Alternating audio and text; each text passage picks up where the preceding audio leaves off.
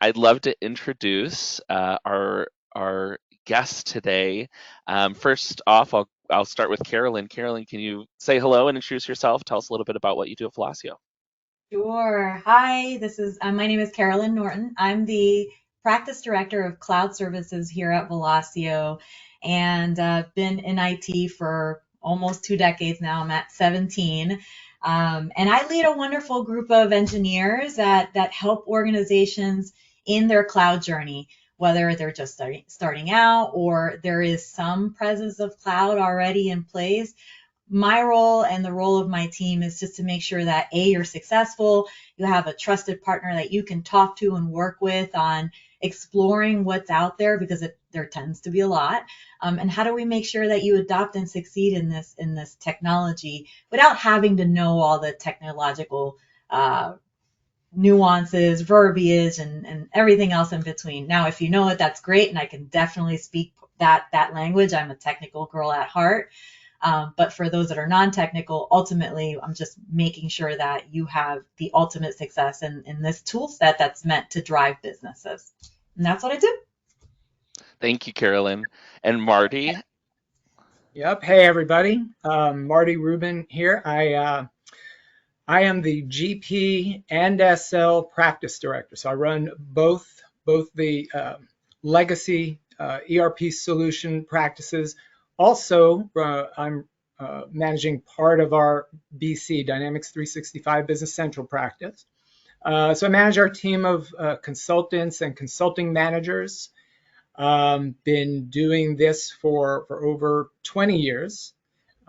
Started way back, way back, previous millennium with SL, Solomon at the time. Moved into GP, Great Plains at the time, right around the time Microsoft acquired those two solutions. So plenty of years of experience with GP and its life cycle, SL as well. And then, of course, we won't focus as much attention on the migration from GP and SL to a cloud solution per se. We will have to sprinkle that in on occasion with some of the topics that we want to discuss. But GPSL running in Azure is something that both Carolyn and I live and breathe every day and have now for several years awesome. and several years to come. Yes. Well, thank you so much, Carolyn and Marty. Today's format's going to be a little bit different. We've had, for this series, we've had a lot of PowerPoint presentations, right? So we're going to take a break from that and we're going to talk to each other. So I have a few questions that I'd love to ask Carolyn and Marty, and we'll try to understand everything about lift and shift. How's that sound? Let's do it. I'm excited. Let's go. Perfect. So I think one thing that I think a lot of people think about is the cloud, right? They hear cloud, cloud, cloud everywhere, and I want to dissect a little bit about what the term cloud really means, and more clearly define that. Carolyn, I'll start with you. Yeah, that's it's weird. Cloud has always been around for a very long time, and it's a term that's been tossed around for even more than a decade. Azure's over 10 or close to 10 at this point. But cloud really meant, hey, you have stuff in your office that doesn't need to be in your office anymore. Let's put it somewhere else and make it accessible. And that's how cloud started.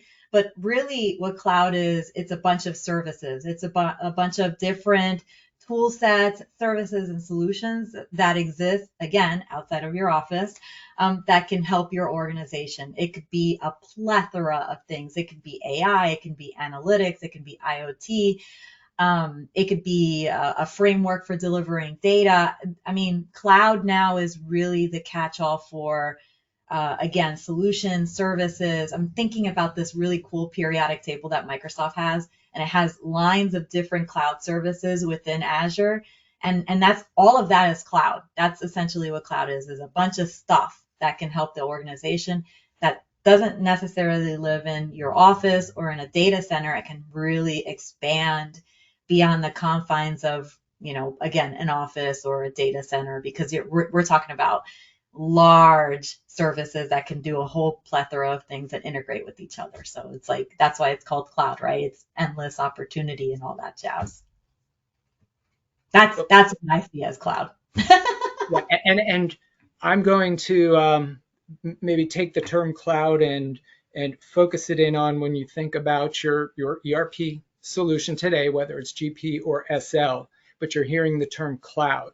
And I said I would sprinkle it in the introduction, but there are cloud ERPs, and then there's ERPs that are not cloud. So GP and SL, and you probably heard this now for quite a while, those are not cloud solutions. Those are your legacy client install, older architecture solutions.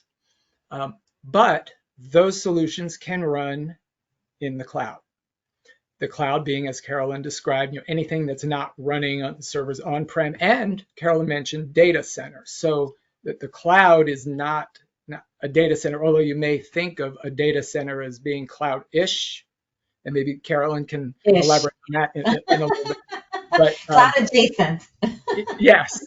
So Azure, and it's been around for a while. Maybe the term Azure hasn't been thrown around as much as it has been over the last few years.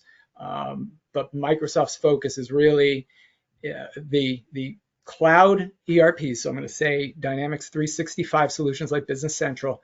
But GP and SL, again, can run in the cloud in Azure. So when you hear the term cloud and you relate it to your current ERP, GP and SL, they're not cloud solutions.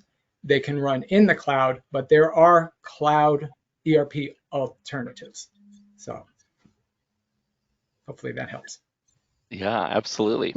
So, so what's the starting point, right? How can organizations get started in the cloud or expand their footprint? Maybe they have a little bit of something here and they want to expand their cloud.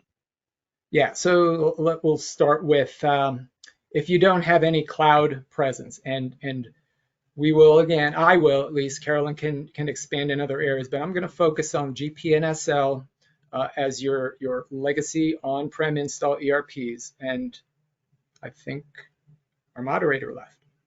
Well, that's okay. Carolyn and I speak about this all the time. We got this. So if you're not in the cloud yet, then your GP and SL are probably running servers on-prem managed by either internal IT, or you outsource your IT, or they're in a data center somewhere. But and probably going to touch on this a few times throughout the next 50 minutes or so. Oftentimes the cloud is looked at as something that, oh, that's too expensive. We're fine. We can just keep our solutions running on these servers here or in a data center, which, there's a cost to that too. But one thing that gets overlooked is an actual total cost of ownership analysis, which we're doing more and more of that because you can't just look at the cost. So I just want to mention that briefly. We'll touch on it again in a little bit. But if you're not quite ready to move to a cloud ERP like a Business Central, you want to continue to run GP or SL, we can help you by discussing what a server environment in Azure would look like. We can price that out for you and optimize it. And then all the things that you're doing today around maintaining a current on-prem server environment or an environment in the data center, Carolyn and her team do an outstanding job of making sure that you focus on your core business day to day, and your systems are up and running, fully operational, performance is optimized, and it's intended to be almost seamless. Perhaps the way you access the applications could look a little bit different, but the applications themselves won't. And I'll say one more thing real quick before Carolyn elaborates. This webinar series did touch on GP and SL life cycles, and they are different. I'm also going to sprinkle those topics in here because it is important for a fully educated decision on what is the right thing. So if you're thinking, okay, we've been using GP for 20 years, we're not ready for a change. GP is in a modern life cycle. You can continue to do that, and we migrate GP clients to Azure fairly frequently because they want to stick with GP for the time being. And there's various reasons for that. SL is not on a modern life cycle. SL, as you probably already know from attending the first webinar, January of next year will be the last cumulative update for SL. It will no longer be in mainstream support. So there's a little bit more of a sense of urgency to make some decisions. However, even running an SL in Azure, there are extensions to operating system life by 3 years. SL, although it will be outside of mainstream support, if there's not some specific need for being off of a solution like that, we will continue to support it. Again, I have the SL practice, the team behind me, and also a dedicated support help desk that's probably been helping you folks out there that are running SL for a number of years. So I'll take a breath. I'll let Carolyn share from her perspective. How do you get started in the cloud? Yeah, I mean, Marty, you know a lot. Did I leave anything for you? And you touched on a Thank lot, you. which is awesome. And I know for organizations that don't have a cloud footprint of any sort, I just did another webinar, and that was one of the questions, and it's a lot around is it a drastic change for my users? There's a level of risk there? What if my migration doesn't go so well? What if it doesn't go smoothly? There's a lot of different things that are holding back organizations into going into cloud.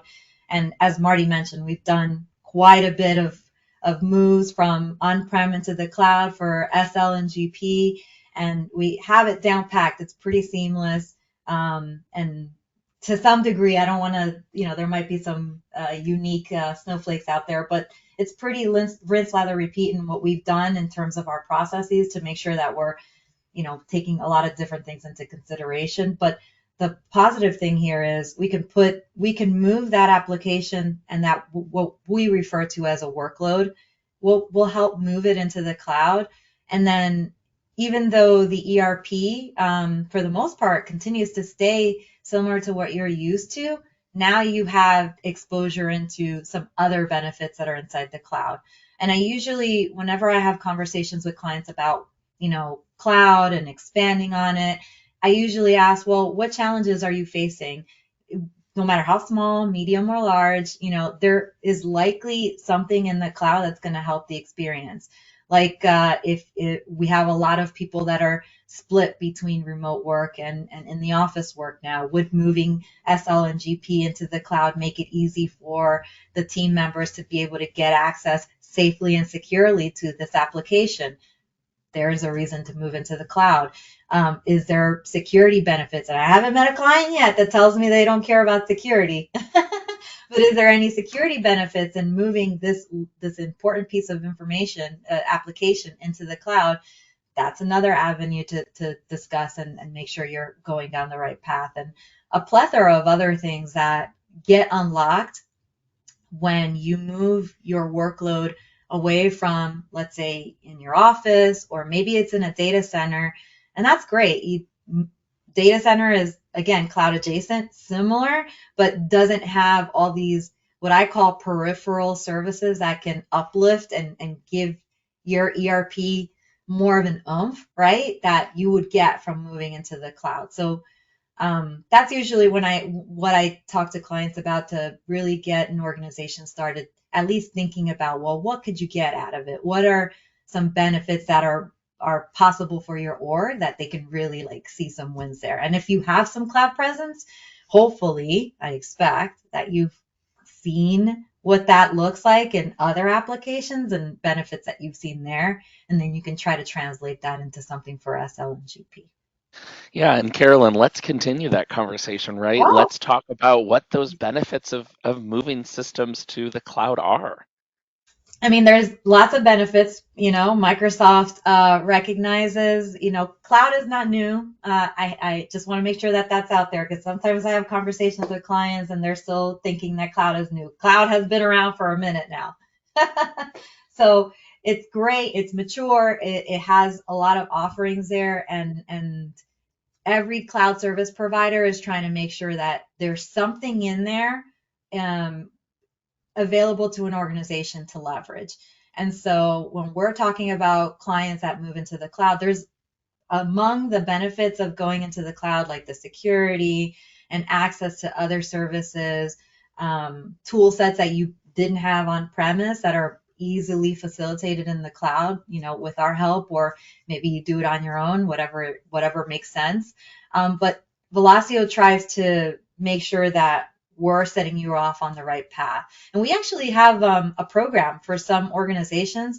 If they're, to Marty's point, if you're not ready for a modern ERP, that's what I refer to when we talk about SL and GP. They're your traditional ERP, your what you know and love and you're familiar with, and you've known all your time. And then there's the modern version, the more recent iteration of it, taking its information from the originals and plussing it. But if you're not ready to go up there yet, but you still want to get into the cloud and enjoy those benefits, we have a program that we actually can nominate our clients through and see if there's any benefits there. It's called the Volley program. And what we do is we look at what your opportunity in terms of cloud looks like. And is there any dollars that can be earned to help support a future project, right? Like, let's say, again, you really love your SL, you really love your GP, or you're just not ready to move off of it yet, and you're not ready to go to the modern cloud. We can put you in the cloud in terms of Azure, and then you can earn some dollars so that when you're ready or when you're able to move to your modern ERP, there's some funds there that can help you do that. So it's called our Volley program, and again, the goal here is we see a lot of value in the end game, right? The modern, but we want to make sure that even though you're not there at the end game yet, as you work through your journey, you're still recognizing some value there. And how does Velosio help facilitate that? So that's one avenue from that perspective. And then of course, there's a bunch of technical items that I can talk about as well. Yeah, one thing, so Carolyn mentioned earlier workloads. I just want to elaborate or clarify what's meant by that, because I've been really focusing on GP and SL. So other workloads or other, perhaps other on-prem systems that either integrate with GP or SL, but really there are other solutions. Those can run in the cloud as well, and Carol and her team can manage the environment with those systems running. So integrations with those systems can also be handled very seamlessly, the same way that they are today. If those systems are integrated in some way with some tool, that can be done up in the cloud as well. So I wanted to leave that particular topic, with you thinking, okay, there's really no limitations on what we're doing today on-prem or in a data center in terms of what can we lift and shift to the cloud. And then as far as benefits, just adding to what Carolyn shared from a slightly different angle. So once you're running GP and SL and other workloads in the cloud, in Azure, there are clearer paths, smoother paths to move from those solutions to a cloud ERP. The data, and this is a topic that it's something to think about in terms of making that decision. So you're thinking, okay, yeah, you know what? It makes sense to move GPSL, other workloads, run into Azure, in Azure. We'll do that for a year, maybe 2 years, but down the road with those systems life cycles, we do need to start thinking about a modern ERP like a Business Central. The data can be retained in the cloud, So you don't have to think about, okay, now we've moved to Business Central. What do we do with our data? Well, it's already in Azure, and we have an offer called a Cloud Mini where you can actually continue to retain that data, have access to it. Nothing has to change. And you don't have to think about, well, what do we do with all the data that's not moving into Business Central? Something you don't have to worry about. There's also a path to move data into an Azure Data Lake, which is something that's up in the cloud. So there's conveniences that you'll be able to take advantage of more seamlessly when you're already running in the cloud. And then one other thing I'll throw out there to think about: if you're running Solver, aka BI360, but currently known as Solver, and the Solver Cloud in particular, that would also be a benefit to running GPRSL in Azure in terms of, well, we're already running Solver. That's our financial reporting tool. That's our budgeting tool. And you don't have to really think about what to do with the historical data as much as you would if you're continuing to run on-prem. So it's more looking further out to the future as well, not just what are the benefits current day, like if we move GPRSL to Azure. And so, Marty, I'm going to come right back at you. What's that process like of moving your legacy, your on-premises GPRSL ERP to an Azure-like system? Yeah. Well, so if you all have ever done a move to a different server on-prem, it's very similar to that. So I'll throw out a scenario. You're running SL 2011, and this is 7 years ago, and you're like, all right, we need to upgrade, and so we want to go to SL 6 years ago, SL 2018, because we're on an old operating system. So you're on-prem servers. The term Azure and cloud didn't really resonate yet, and so you did an upgrade and server migration 6 years ago. Well, today you're running SL 2018. It's an older CU, cumulative update, and now you're ready to move to Azure. And you can, and the term lift and shift was thrown out there, so you can either lift and shift. You don't have to upgrade. You can stay on SL 2018 CU2, and we can just take that version of SL and lift it, shift it to the Azure cloud. Similar to when you may have done a server migration in the past. It's we go through the process of migrating the data. We could put it through an upgrade, but again, you don't have to, and that goes for GP as well. And that goes back to the extended life of the operating system in Azure. And then we go through the typical, okay, we've upgraded or migrated the database. We'll get the folks logged into the cloud. They'll go through testing. So you have your test scripts, and then we're going through your typical project, server migration and or upgrade. You might think, I'll just pause on that for a second and tangent into, you might think, well, it's just a lift and shift. We're not changing anything. We're just moving everything from on-prem to Azure. Do we really need to test? The answer is yes, because it's still a new environment. The functionality in the solutions, whether it's SL or GP or other workloads, shouldn't have changed, but we definitely would want the users to get the experience of launching the applications and doing their processes with everything installed in the cloud.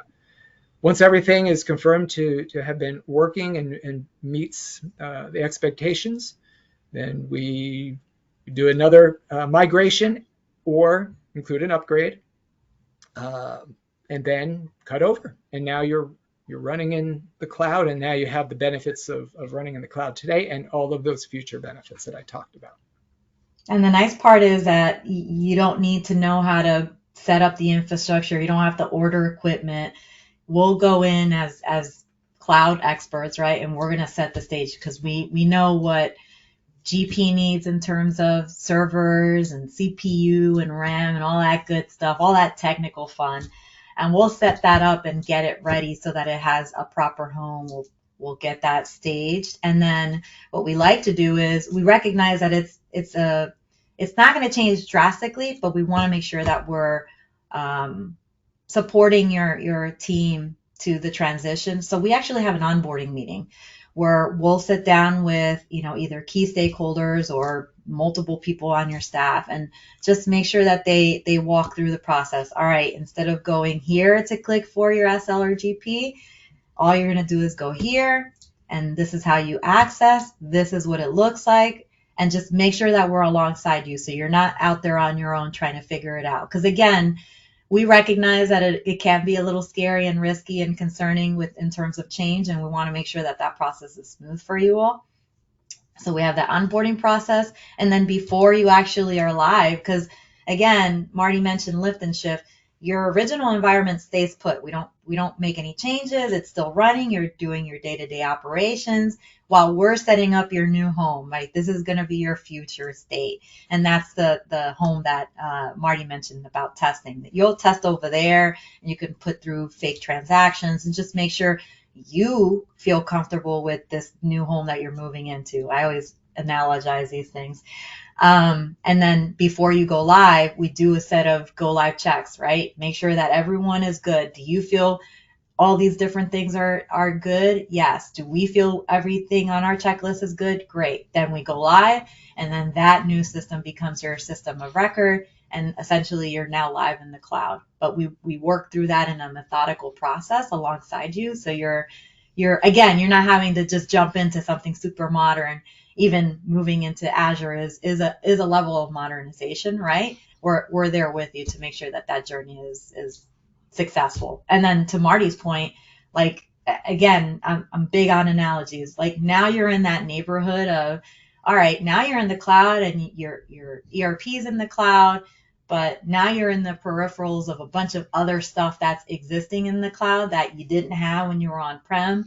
And I'll talk about that a little bit later, but there's like all these different little ads and, oh, well, now that that's done and I feel comfortable here, what else is there? Is there stuff about this? Is there anything I can do to better this experience or this, transaction or something? And we can talk about, what that feasibility is. Or to Marty's point, now you're in the cloud, so you can make that transition to the next modern thing that much more easier. And so, Carolyn, I want to bring it back to the security of it all, right? How important is it to move to these types of cloud products for those security reasons? And how important is it to really protect your data? Well, I mean, the data is what runs your business. Imagine yourself, if you could, for an hour or a day without your ERP. Like, what as a business leader, I wouldn't imagine you're too happy with that. And as someone that uses the actual system, that wouldn't be fun for you either, because now you have a ton of different things that you can't get done because your system's not available. And like I said earlier, I haven't met a client that has told me that they don't care about security. And I could talk about ransomware until I'm blue in the face. Everyone knows about it. Not everyone acts on it, and then something happens, and unfortunately we have to, and we're happy to, but ideally we want to make sure that you're setting yourself to prevent these things from possibly happening, right? There's 80% of ransomware happens to small and medium-sized businesses, and when it happens and you're out and you're not able to do what you need to do, that is a drastic impact to the organization. And when you go to the cloud, there's MFA that combats a good chunk of that exists. There's tool sets like Defender for Cloud. There's security rules, all that stuff that exists out there that can be there to fortify your ERP, your SL, and your GP, and fortify your users as they're connecting up, right? And just making sure that connectivity is safe and that data isn't being sniffed, because data can be sniffed. It just, as it transfers up, somebody can take a peek and see what all is going on there, and that can protect an organization. And I know from an organizational perspective, cybersecurity insurance is very popular now. Audits are very popular now. I mean, there's a plethora of different things that organizations are being asked to do that is not as easy to do on-prem, that it is easier to facilitate in the cloud, right? And just making these steps. And again, I say this all the time. These are not things that have to be done in great swooshes, right? You can do one thing and make yourself secure, and then in a couple of weeks or months or whatever makes sense, introduce another layer of security and strengthen and bolster and improve and just make that environment better. So that way, again, that day without SL, that day without GP, and I'm saying only a day. I've seen organizations have weeks, and it's just not fun because there's an outage, then you got to go back and refill that information. What happened to your data? Did your data get lost? Are you going to pay the ransomware and hope that they give you? I mean, there's so much. And I'm just talking about ransomware. I'm not even talking about natural disasters. If there's a fire like your traditional stuff, anything can happen. And just getting that out of the way, all that nonsense, so that at a minimum your system is protected. I mean, that's wonderful peace of mind, but also great for the organization as a whole. So that's my perspective. What about you, Marty? Well, a couple things. So you mentioned, and what about natural disasters? And immediately I thought, well, what if it's old hardware and a server crashes? That's yeah. Now what, and what if you don't have backups? And so there's that plethora of things that could happen, and being without a system that's really operating your business for a day, if not longer. I mean, it's impactful for sure, and we've seen it, and we've helped. Quite a few of our clients, unfortunately, have to recover from that and quickly provision an environment in the cloud and get everything back to as close to where it was before the event. So one thing I will mention specifically with GP and SL. If you're running those solutions on-prem today, and let's say that they're older versions, so let's say you're listening, watching here, and you're like, wow, we are running SL 2011. I wonder what version of operating system. I wonder if it's 2012 R2, which, by the way, is end of life next month. So something you're going to want to look into. What if I'm on GP 2015? It could be running Windows 2012 R2. And so that's where the security vulnerabilities come in, and that's where making a move to Azure, moving those solutions into the cloud can give you that peace of mind, and because you don't want to experience the whole ransomware or other factors that could cause a system to be unavailable. Again, moving an older version of GP or SL to Azure is okay if it's on 2012 R2, because that life of 2012 R2 extends to October of 2026. So you've just bought yourself 3 more years by moving to Azure. So something to think about. You're talking about the security updates that you get by moving into the cloud, correct? Correct. Yes, Yeah. which you won't get for that version of operating system starting next month. I don't remember the specific day, but it is October 10th, because that's looming very soon. I thought you might know, Carolyn. I do. And the sequel version already expired last year. So for anybody that's living on the edge there, that one's already long gone. But again, to your point, and this is what I'm talking about. Like, I could draw a line to something cool inside of the cloud that could be beneficial. There isn't one answer, although there are common answers, right? But there's so many different things that exist out there in the cloud that could tackle whatever it is that you're worried about, whether it's security or the end of life or this, that, whatever. There's probably some service out there. That's why I said cloud is a plethora of services. It's not just one thing, it's multiple things that we could draw a line to and say, all right, here's the solution for that. Is there anything else? All right, well, there's 7 other lines here that you can get now because you're accessing the power of the cloud. So, Mike, before you ask another question, I wanted to, because Carolyn mentioned, I think briefly as well, the cybersecurity insurance. So that, and I'm going to go back to really considering a total cost of ownership, because there are costs that your organization's incurring for running your solutions on-prem or in a data center. You may be incurring a cost for cybersecurity insurance, which, and I'm looking at Carolyn to ask this more of a question, cybersecurity insurance would be less expensive by running systems in Azure, correct? It is, because in your cybersecurity insurance, there typically you need to prove or show that you're doing, uh, as an organization, you're doing everything you can to mitigate the risk, right? And they're just by moving into the cloud, you can showcase to whoever you're getting your insurance for that, yes, not only has my organization taken steps to mitigate the risk, here are all the different things that you guys, because every insurance is different, here are the different things that you guys are looking for that are available inside of my cloud platform, and it's going to help get you to the cybersecurity insurance that you have. Because ultimately, if they're not going to let you just sign up without taking measures, right? If something happens, they need to know that you've done your due diligence, you've done risk mitigation, you put yourself in the best possible scenario, so that if an event happens, and it can happen, it just, these guys, they love to do this. You've done everything you can to prevent it, and are you able to recover from it, relatively unimpacted? That's key with the cybersecurity insurance. So it does help very much. Thank you.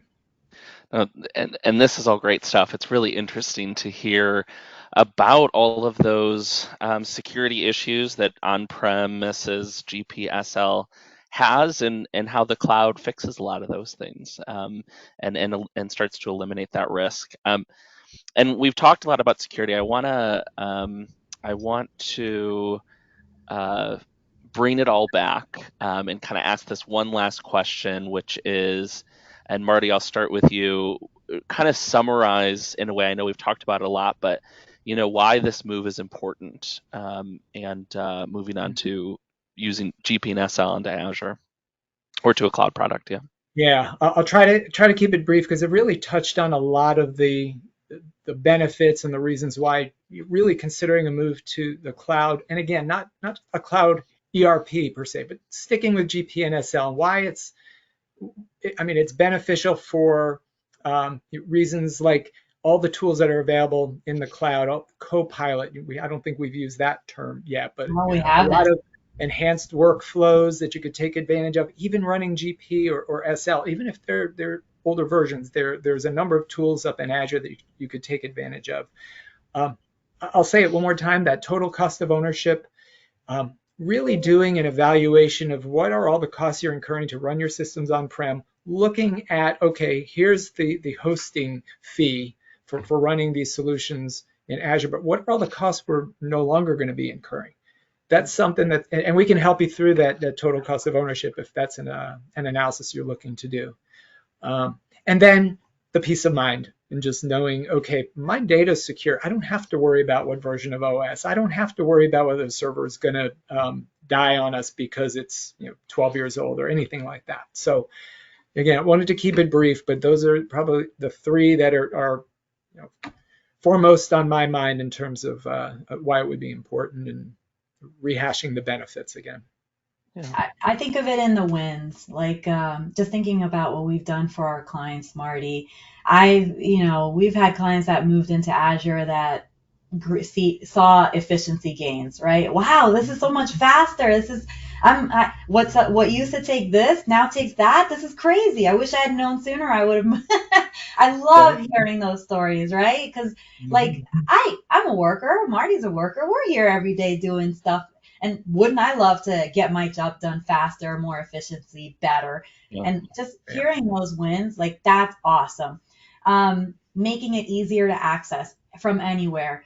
Like great if you do your day job from 9 to 5, awesome.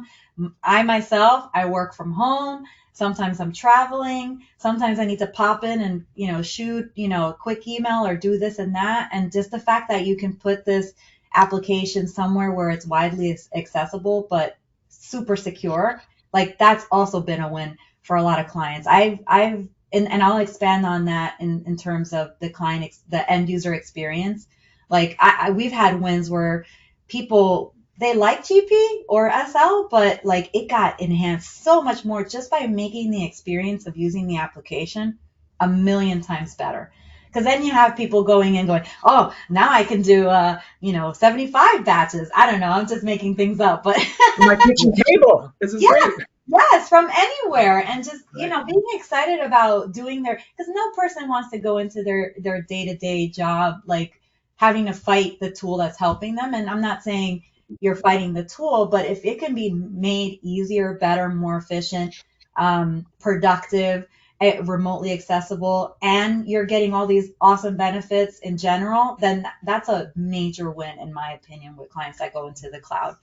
And then, I'll touch on it a little bit more, like, there's better integration when you're in the cloud. So if you don't know what Copilot is, please Google it. Again, if I said a second ago that moving into the cloud is a major win, if you start seeing what AI could possibly do with your data and just your reporting and and everything else in between, there's a possibility there. So just putting that in the neighborhood of what's possible and accessible is just, again, mind-boggling. And again, I'm just talking about the buzzwords right now. There's other services in the cloud that we've seen clients really adopt and leverage that have made their use case of it modernizes GP and SL, by introducing all these other elements that can help support the core application. So you really put yourself in a spot where now you can really, again, that's why I say it's modernization, right? You're modernizing your tool and enhancing it by bolting all these cool cloud services, things that can make your day-to-day life that much better. The possibilities are endless. They're amazing. And I know myself, if I come into work knowing that I have these tool sets in front of me and I can knock out a job that used to take me an hour and 20, 15, 10 minutes, I'm happy. I'm excited. I'm productive. And I'm sure the organization loves it too. There's a cost savings to that too. Yes, absolutely. Bring cost. Yep. Yeah. So you just put yourself in a really good spot. And again, it's not very like you got your backups, their servers being protected, you're in a safe, and that's all inherent and that gets set up. But like for the end user experience, just giving them a platform where they can plus the application, there's a win there for many people. And I know, Marty, we've worked on projects where we've had end users come back to us and say, oh my goodness, this is great. I wish I had done this before. Yeah, that is true. Sure. That is true. Yeah. So it's just, there's a lot of cool stuff there beyond the technical, although I will certainly talk about the technical. There's a lot of another webinar series. Yeah. Right. Yes. Yeah. It'll have to be.